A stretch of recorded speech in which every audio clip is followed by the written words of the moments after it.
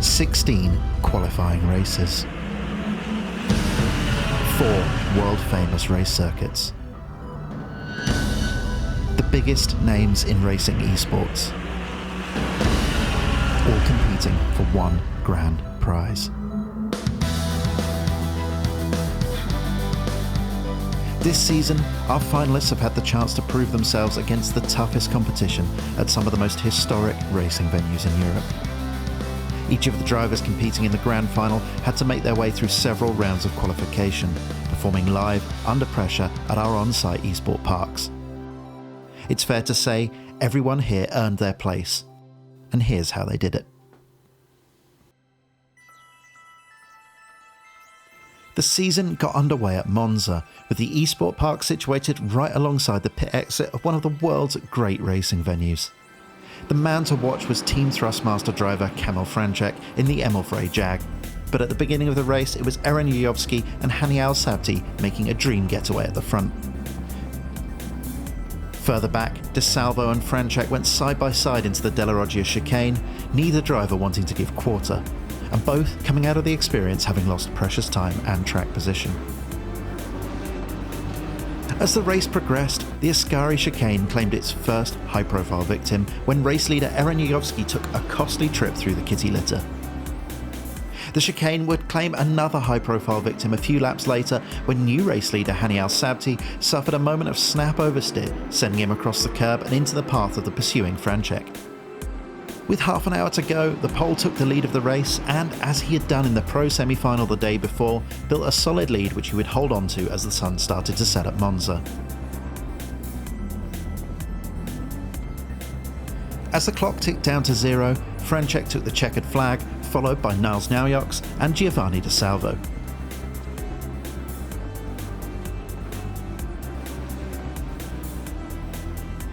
Round 2, and the destination was the south of France. This time out, the SRO E-Sport GT Series visited the beautiful Circuit Paul Ricard. With version 1.0 of Assetto Corsa Competizione having been released just 2 days earlier, the competitors faced a real uphill battle to get to grips with the new features and the updated BOP. The Lexus RCF proved to be very popular, but it was Red Bull Racing Esports' Néstor Garcia that took pole for the final in the Lamborghini Huracan. Garcia made the perfect start, while behind him Aurélien Mallet snuck past the Lexus of Amos Lorito to secure second place down into turn 1. Later on in the lap, Verdi took too much curb at Beausset, catapulting him into the side of an unsuspecting Haye Al-Sabti, whose run of bad luck in the SRO E-Sport Series was, sadly, far from over. Back at the front, Amos Lorito was starting to apply pressure to the leading pair of Lambos. Aurélien Mallet was lined up for what turned out to be a fairly conventional pass down the 1.8km long Mistral Straight. With the inside covered into the fearsome senior corner, Lorito had done the job, and his sights were now set on Néstor Garcia in first place. As the race progressed, Amos Lorito slowly closed in on Néstor Garcia's Lamborghini Huracan, and with 30 minutes to go, he executed a textbook pass down the Mistral, while Paul and I interviewed Blancpain GT Series champion Raffaele Marciello. With conditions seemingly moving away from the Lamborghinis, Garcia fell victim to a charging David Tanitsa the following lap. That Lamborghini 1-2 of just a few laps prior feeling like a very distant memory.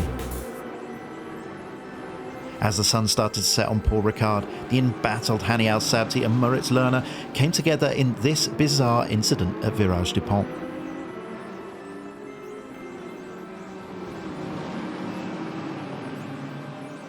Meanwhile, out in front, Amos Lorito, who had looked like the man to beat for the first half of the race, had started to come under increasing pressure from David Tanitsa, and bathed in the beautiful evening lighting, completed this relatively straightforward pass down into senior. And that's how it stayed until the end. With the evening progressing tonight in Le Castellet, David Tanitsa brought the Emil-Frey Lexus home to take the win for Team Jean Alesi Esports, followed by Amos Lorito and Néstor Garcia.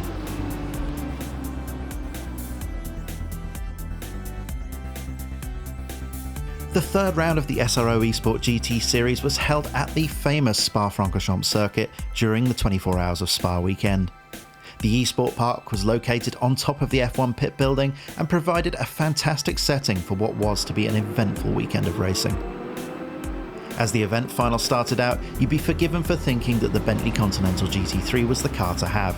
But bucking the trend was Joni Tamala of Red Bull Racing Esports, who elected to drive the Mercedes AMG GT3 and was rewarded with pole position for his efforts. But Tamala's lead was short-lived, and by the Kemmel Straight, Yuri Kasdorp demonstrated the Bentley's very long legs and executed this beautiful pass around the outside into Les Combes. Before the first lap was over, Tamala was once again under pressure, this time from Axel Petit. Getting a great run off of Stavolo put him well into the tow, and the pass was made long before the cars reached Blanchimont.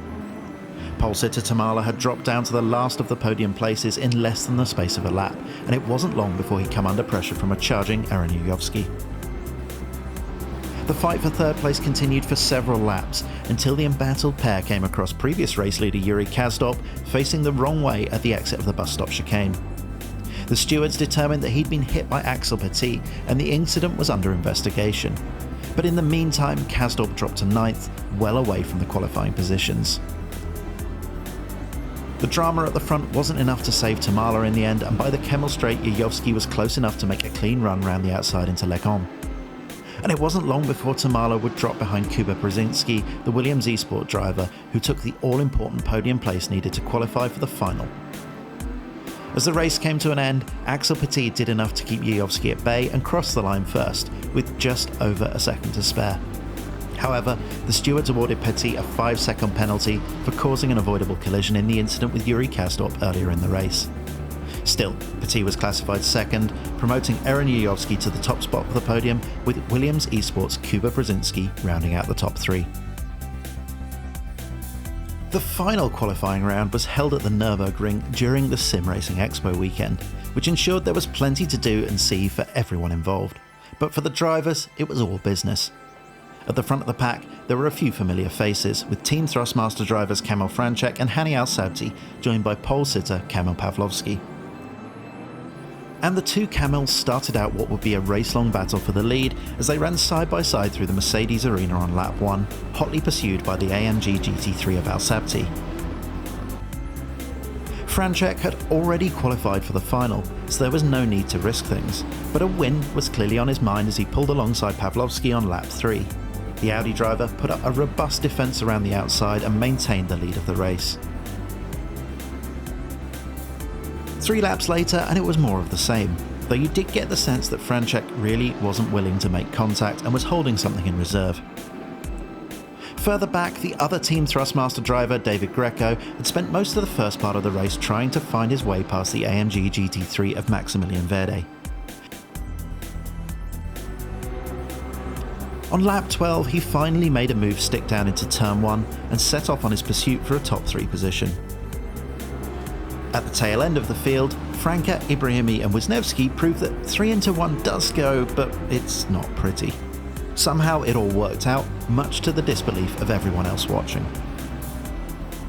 As the race progressed, the Camel Show kept delivering the action, and Franček was still trying to pass the Audi of Pavlovsky right into the last few minutes of the race. But unseen by the cameras, the Pole made a mistake and dropped to 3rd, promoting his teammate Hani Al-Sabti to 2nd place. Sadly, that didn't last long. Al-Sabti's run of misfortune continued as he ran out of fuel with under half a lap to go. But there were no such problems for Kamil Pavlovsky, who took a much-deserved victory from Kamil Franček in 2nd and Giuseppe De Fuoco in 3rd. Hani was obviously devastated, but there was good news for his Team Thrustmaster teammate David Greco. With Al-Sabti's retirement and Franček already qualified, Greco's 4th place would earn him a spot at the final in Barcelona. And you can catch all of the action from the final live on Race Department TV on Twitch this Saturday.